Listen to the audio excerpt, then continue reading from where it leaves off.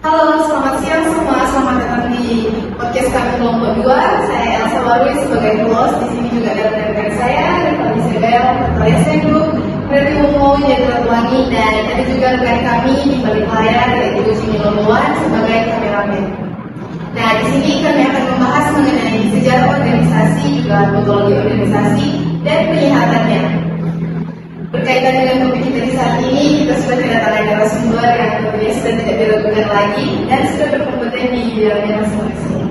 Di sini ada Kak Falen Saleho sebagai Ketua Ikatan Putra Putri Pendidikan Manado Minahasa Utara. Halo Kak Falen. Halo. Nah, di sini juga sudah ada Kak Lorenzo Mangiblude sebagai Intelijensia Putra Remaja Padan Dunia Payung Pemohon tahun 2021. Halo Kak Lorenzo. Bagaimana ini kabar kakak sekalian? Luar biasa ya teman-teman. Puji Tuhan. Dan langsung saja kita masuk ke pembahasan kita. Yang pertama yaitu sejarah organisasi yang akan dituntun oleh rekan saya, Rifat Isabel. Silakan. Jadi berkaitan dengan sejarah kita, saya ingin tanya kepada sekalian bagaimana sejarah dari kita masing-masing, mulai dari resume atau barang. Oke. Jadi pertama dari Ikatan Putra Putri Pendidikan Minahasa Utara itu sendiri, kami berdiri pada tahun 2020. Tapi sebelum dari itu, kakak-kakak kami itu senior kami sudah melakukan kegiatan serupa dengan nama Mitra Pendidikan. Namun dialihkan ke Putra Putri Pendidikan pada tahun 2020 dan diresmikan sebagai organisasi Putra Putri Pendidikan Manado Minahasa Utara itu sendiri. Seperti itu.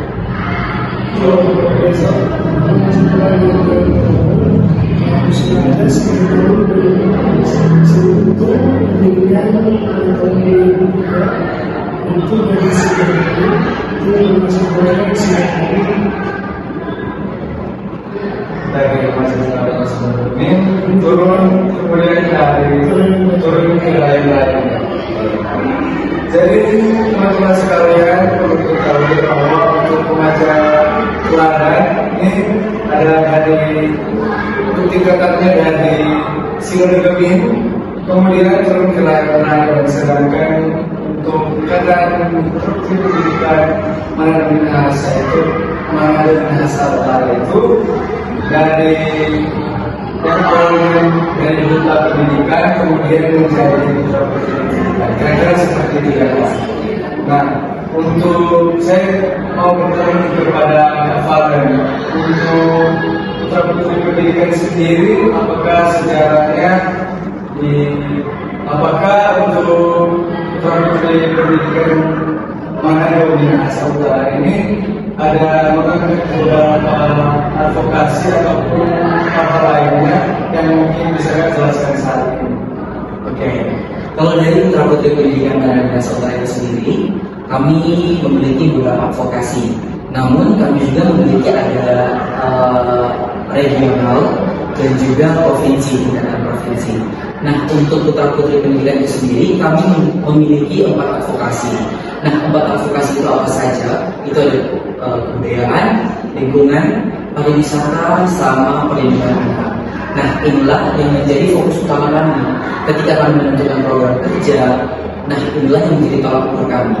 Seperti itu. Dan tentunya program yang kami jalankan itu di kalangan masyarakat sekitar kita itu seperti itu. Dan juga kami sangat memfokuskan kepada generasi muda untuk lebih produktif dan juga untuk lebih kreatif di masa saat ini. Kita bisa lihat bersama adalah era bonus demografi yang dimana tingkatan usia produktif lebih tinggi daripada tingkatan usia yang produktif. Bagaimana dengan Kak Lorenzo? Apakah mungkin ada beberapa advokasi yang mungkin dilakukan oleh beberapa families? Dari masa kemarin, fokuskan untuk membekali remaja tersebut menjadi remaja terhadap yang bisa dicapai oleh teman-teman saudara. Jadi dari keluarga ini mungkin ada hubungan yang sangat erat, mungkin bertujuan untuk sosial masyarakat kepada masyarakat sekitar ataupun masyarakat umum yang kemudian dapat membawa dampak yang baik bagi kita semua. Dan saat ini kita lanjut untuk topik yang kedua, yaitu metodologi organisasi dan juga penglihatannya, dan akan dituntut langsung oleh rekan saya Kabiasin. Oke, baik. Jadi sebelum kita berbicara nih tentang metodologi organisasi, dan sebelum itu rekan saya nanti akan menjelaskan sedikit tentang metodologi organisasi. Di sini saya akan menjelaskan sedikit tentang apa sih metodologi organisasi. Jadi metodologi organisasi itu merujuk pada kondisi atau masalah yang sering muncul di dalam suatu organisasi yang dapat mengganggu kinerja dan produktivitasnya. Beberapa contoh metodologi organisasi termasuk konflik internal, kelelahan karyawan, ketidakseimbangan antara kebutuhan individu dan organisasi, kurangnya komunikasi, kurangnya kejelasan dalam struktur hierarki, dan resistensi terhadap baik. Nah, kita sudah dengar bersama yang mengenai metodologi organisasi ini, bahwa metodologi ini bisa dibilang atau merujuk pada kondisi masalah atau berbagai penyakit. Nah, tentunya juga dalam organisasi kakak sekalian ada timbul masalah. Dan bisa kakak jelaskan sedikit mungkin dari Kak Aman? Oke, terkait dengan masalah metodologi organisasi yang ada di Departemen Pendidikan dan Organisasi itu sendiri, secara luas tentu dalam organisasi itu banyak sekali masalah, baik itu internal maupun dengan eksternal. Dan bagaimana kita sebagai pelaku dalam organisasi itu sendiri mampu untuk menangani kasus seperti ini atau masalah-masalah yang timbul. Kalau dari kami sendiri biasanya dan juga sudah dijelaskan ya terkait dengan perpecahan masalah, mungkin perpecahan pendapat ataupun masalah-masalah yang ditimbulkan oleh internal kami atau internal dari organisasi itu sendiri. Nah, kalau biasanya kalau dari Putra Putri Pendidikan Indonesia Utara itu sendiri, kami biasanya selalu mengalami masalah di bagian SDM atau sumber daya manusia, yang dimana seperti dijelaskan tadi bahwa kebutuhan organisasi tidak mengimbangi SDM yang ada dalam organisasi. Bahkan pun ada satu juga yang merupakan sebagai tugas utama juga atau menjadi PR tugas kami, yaitu di mana kurangnya komitmen dari antara para anggota organisasi itu sendiri. Seperti itu, mungkin masalah-masalah yang ditimbulkan kurang lebih seperti itu yang sudah dijelaskan, bahkan pun tambahan dari apa yang sudah saya jelaskan tadi.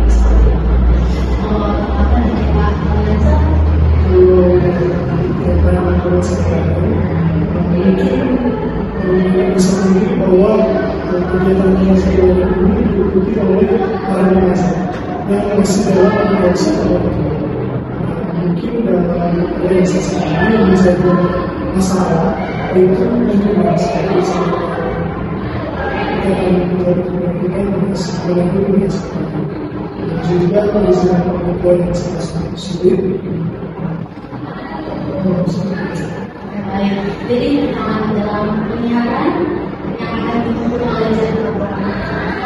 Jadi setelah mendengar berbagai masalah dalam organisasi kakak-kakak sekalian, yang pastinya itu sangat beragam, kan?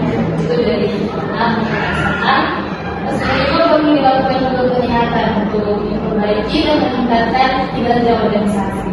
Nah, perlu kita ketahui bersama bahwa kesehatan organisasi itu penting karena jika jika organisasi tersebut sehat, pastinya lingkungan kerja itu akan menjadi lebih produktif dan pasti itu berkelanjutan sehingga tujuan dari organisasi tersebut akan tercapai dengan baik. Nah, menurut teman-teman sekalian, apakah ada langkah konkret yang mungkin kakak-kakak dapat lakukan di organisasi masing-masing sehingga dapat membangun organisasi tersebut menjadi lebih baik? Tidak seperti Terus, Kalau dia memikirkan konsep pelajar, pastinya komunikasi antara pihak lain dengan orang tua harus dilakukan supaya perizinan atau masalah tadi dapat dibesar. Terkait dengan penyehatan atau bagaimana sih langkah yang boleh kami lakukan untuk bisa membuat organisasi ini bisa berjalan dengan baik adanya sesuai dengan aturan yang ada. Nah, terkait dengan masalah yang timbul dalam organisasi Kak sendiri dalam pendidikan itu seperti yang sudah dijelaskan tadi terkait dengan komitmen. Nah, tentu memang benar apa yang dikatakan oleh tadi bahwa ketika orang-orang yang ada di dalam itu sehat, tentu organisasinya juga akan sehat seperti itu. Nah, untuk langkah yang dapat saya lakukan sebagai yang bisa dikatakan sebagai ketua ikatan, karena saat ini juga saya sebagai ketua ikatan baru menjabat beberapa bulan belakangan ini, sepertinya ada beberapa orang yang sudah hilang mungkin ya, bisa dikatakan hilang dari tugas tanggung jawab mereka. Nah, kira-kira langkah yang bisa saya lakukan yaitu melakukan pendekatan. Walaupun ini hanya mungkin kalau orang buka kayak pendekatan apa sih pendekatan kayak darurat kalau pendekatan, tapi sebenarnya pendekatan ini sangat penting. Ketika kita mau untuk merangkul, ketika kita mau untuk melihat sumber dari masalah itu seperti apa, kita bisa mendapatkan solusinya. Ketika kita melakukan pendekatan, kita bisa tanya-tanya ke orangnya, ke sasarannya. Kira-kira kenapa sih udah gak aktif ataupun kenapa sih udah gak bisa berkomitmen lagi dalam pendekatan, padahal sudah memberikan jawaban iya untuk melakukan kepengurusan bersama seperti itu. Nah, ketika kita melakukan hal tersebut, mereka bisa menjelaskan terkait dengan apa yang mereka alami. Kita juga bisa memberikan solusi. Misalnya mungkin kalau dari yang bersangkutan mengatakan bahwa Kak, ini sudah tidak dapat izin lagi dari orang tua misalnya, ataupun aku punya masalah terkait dengan ekonomi. Nah, kita juga bisa mendapatkan solusi dari itu. Mungkin kita tidak bisa melakukan kegiatan secara luring yang harus bertatap muka, tapi kita punya secara online, ada Zoom, Google Meeting, dan kita bisa melakukan hal tersebut di lewat online seperti itu. Dan mereka juga tidak perlu untuk mendapatkan izin seperti itu. Walaupun tidak semua harus di online kan, tapi kita bisa melihat kondisinya seperti apa. Kalaupun lewat ekonomi, nah Kak sendiri selalu menjunjung tinggi itu kebersamaan. Bagaimana kamu bisa merangkul teman-teman itu ketika ketika mereka lagi kesusahan, lagi kesulitan, bagaimana kamu bisa membantu? Contohnya, Kak selalu kalau misalnya ada lebih ya, kalau Kak ada lebih, pasti akan membantu orang-orang yang seperti itu. Kalau misalnya, Kak kita lagi nggak punya uang untuk pergi kegiatan, oke nggak apa-apa datang aja. Kayak tanggung untuk transportasinya seperti itu, kita kan dapat solusi. Nah, kita sama-sama enak, kita butuh sumber daya manusia dan dia butuh ekonomi. Walaupun sedia ada timbal balik, tapi setidaknya dia mampu untuk datang dan juga bantu dia seperti itu. Kalau untuk penyekatan sih seperti itu untuk kasus-kasus yang kita alami sejauh ini, tetapi tidak mungkin juga tidak mungkin juga atau bagaimana yang bisa dikatakan kita kan tidak bisa melihat masa depan. Mungkin ada beberapa masalah juga yang akan muncul dan kita tidak tahu tentang masalahnya seperti apa, solusinya seperti apa, nanti akan berkembang juga seperti itu. Kalau dari yang saya ingin berkata, kalau dari organisasi yang saya ikuti, pasti itu ada dalam anggota organisasi itu pasti ada komunikasi antara anggota. Nah, Nah, menurut Kakak, apakah ada solusi maksudnya untuk mengatasi hal tersebut? Soalnya itu pasti di setiap organisasi akan ada antara ketua, anggotanya, atau sebagainya. Jadi kalau yang sebelum Kalau miskomunikasi dalam organisasi itu hal wajar dan mestinya untuk akan menghubungi di organisasi lainnya. Untuk cara menggunakannya, mungkin dengan cara menggunakan terus menggali permasalahan dan menjadi pendengar antara siapa dan siapa. Kalau dari Kak sendiri kira-kira kurang lebih sama sih seperti yang dia katakan. So, dimana kita bisa menjadi penengah ketika ada terjadi miskomunikasi antar sesama anggota organisasi itu sendiri. Kak selalu pergi ke sumbernya. Jadi yang bersangkutan tanya dulu informasi yang didapatkan itu dari mana, dari siapa, terus kapan, terus tujuannya kemana, terus langsung ke bersangkutan yang satunya juga, tanya juga sumbernya dari mana, informasinya dari siapa, tanya dulu bagaimana kepastian atau kebenaran dari sebuah informasi yang disampaikan. Nah misalnya ini biasa terjadi dalam sebuah penyampaian, misalnya dalam kepanitiaan. Biasa dari pembicaraan di rapat seperti ini. Namun ada beberapa orang yang mungkin hanya sekilas mendengar informasi tersebut, namun mereka mampu untuk menyampaikan tapi dengan ketidakdengaran informasi tersebut. Jadi ini terjadi karena ketidaktahuan, ketidakmampuan untuk menyampaikan informasi juga. Nah, itu biasanya terjadi seperti itu. Makanya Kak sendiri bisa menanyakan dulu kepada yang bersangkutan kira-kira informasinya dapat dari mana, kira-kira seperti apa. Setelah dapat informasi yang baik, bisa menjadi komunikasi yang baik antara dua orang atau dua pihak ini. Yang pertama-tama mereka harus lakukan yaitu mengklarifikasi satu dengan yang lain, terlebih khusus yang ke audiens atau menerima informasi yang mereka sampaikan. Nah dari situ mereka harus mengklarifikasi informasi yang sebenar-benarnya dan juga meminta maaf. Minta maaf itu hal yang paling penting seperti itu. Jadi untuk hal yang bisa dilakukan yaitu seperti itu, melakukan pendekatan kepada mereka dan juga melakukan klarifikasi kepada audiens yang menerima informasi seperti itu. Nah, dari cerita kakak sekalian, masih ada anggota yang bisa dibilang itu masih oleh ya. Tapi sudah seperti kakak katakan tadi bahwa kakak mungkin melakukan pendekatan, tetapi jika pendekatan dari kakak itu kurang dan mungkin dari mereka itu bisa dikatakan seperti sudah saya bilang keras kepala, kita tinggalkan dari kakak sekali. Oke, kalau dari Kak sendiri terkait dengan orang-orang yang keras kepala atau yang tegar tengkuk, yang dimana ini sering ada, bukan sering terjadi, sering ada ya, misalkan manapun. Cara untuk Kak sendiri tips yang bisa Kak sampaikan, yang bisa Kak lakukan juga, itu dimana yang pertama bertanya dulu bagaimana sih maunya, perasaannya seperti apa. Nah hal itu bisa juga memberikan dia ruang untuk bisa menjelaskan apa yang dia rasakan. Misalnya orang ini terkadang orang-orang yang keras kepala ini hanya suka untuk didengarkan. Nah hanya suka untuk didengarkan. Nah bagaimana kita bisa mendengarkan itu? Kita tanya dulu ke dianya, bagaimana perasaannya, bagaimana apa yang ingin dia sampaikan. Nah ketika kita sudah mendengarkan, mungkin ada korelasinya, mungkin terkait, misalnya ini pembahasannya terkait dengan program yang ini dia tawarkan ketika kami rapat perdana, mungkin rapat program kerja, mungkin seperti itu. Nah tanyakan dulu programnya seperti apa, apakah relevan dengan advokasi kita, atau relevan dengan fokus utama kita, seperti itu.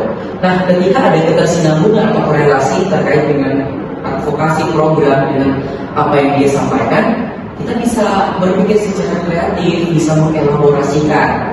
Contoh, kami beberapa orang sudah sepakat dengan program yang seperti ini, namun dia keras kepala dengan programnya dia. Nah, bagaimana kita bisa mengelaborasikan kedua program ini bisa menjadi sebuah program yang baru, inovasi yang baru. Nah, tadi pertanyaan dari Rivaldi bilang bahwa bagaimana jika orang ini terus keras kepala dan tidak bisa diatur. Jika sudah melakukan hal demikian namun tidak ada perubahan sama sekali, kami sebagai organisasi pasti ada keputusan, ada ketuanya, ada intinya, pasti ada keputusan. Nah, bagaimana kita bisa melakukan punishment ya, dan pasti punishment yang relevan juga dengan apa yang dilakukan. Misalnya pembekuan, ataupun kalau misalnya dia memang sudah keras kepala sekali tidak bisa diatur lagi, ya sudah kita berhentikan. Walaupun kekurangan sumber daya manusia, tapi kita tidak perlu mempertahankan orang yang seperti ini. Seperti ini mungkin dari Kak Sepak itu, dari Kak Lorenzo. Kalau misal seperti yang dikatakan oleh tadi, bahwa orang yang seperti itu manusia tidak ambil keputusan. Karena kalau misalkan orang dapat melakukan dengan hati, tetap akan terus ketahuan. Kalau dikatakan kayak orang-orang yang seperti inilah yang membuat organisasi tidak sehat. Karena ketika orang atau kita sudah melihat bahwa orang-orang di dalamnya sudah tidak sehat, ya apa yang harus kita lakukan yaitu meng-cut off seperti itu. Walaupun sebenarnya dengan berat hati tidak rela untuk meng-cut off karena yang membangunkan sumber daya manusia, tetapi ngapain kita mempertahankan orang-orang yang seperti itu yang tidak mau berkolaboratif dengan Oke guys, tadi kita sudah dengar dari penjelasan dari kakak-kakak, dan demikian pembahasan kami mengenai sejarah organisasi juga metodologi organisasi dan pendekatannya. Kami mau berterima kasih kepada kakak-kakak narasumber dan semoga topik pembahasan kita tadi bisa berdampak positif bagi kita semua. Dan demikian dari kami. Terima kasih.